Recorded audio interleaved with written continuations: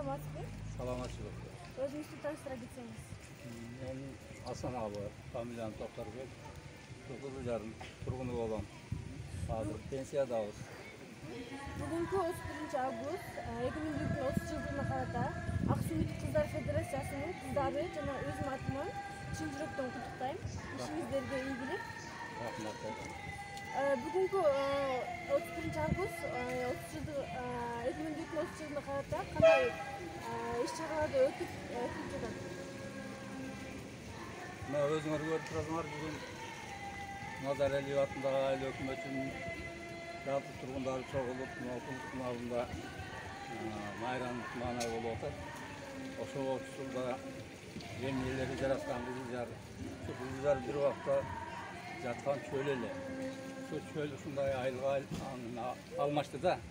Азыр мына жерге келген, кышакка келген адамдар тааныбайт экен. Ушундай эле болсо керек деп ойлойт да жаштар. Бирок бу жерде эч нерсе болгон эмес бу жерде. Бу жерде таш болгон, дарыя суу агып турган жер болгон. Дарыянын бөлүгү.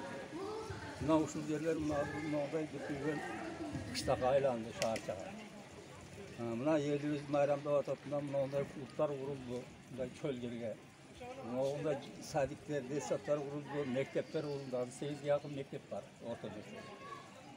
Ошо орто мектепте балдарыбыз окуп атат. Айыл бер убакта мектеп жок, мындай кийинки үйлөрдө окуганбыз биз жаш кезибизде. Ошол убакта биз 6-7 класста окуган балдар элек, көйкө суу чыккан. Мына эми азыр жакшынакай шаар болду.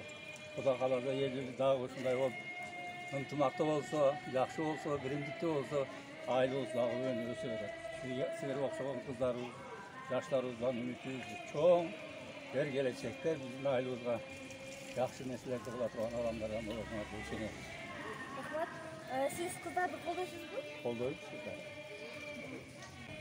Кыздардыкы, жаштардыкы, кыздар болбосо биздин жерибизде кандай немелер болмок? Кыздар болсо бардык нерселер болот. Кыздар мына азыркы заманда жок кыздар, аялдар кайсы жерде коомдук иштерде активдүү болуп атат.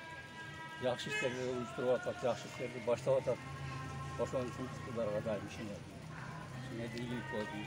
Рахмат. Жакшылыктар болсун.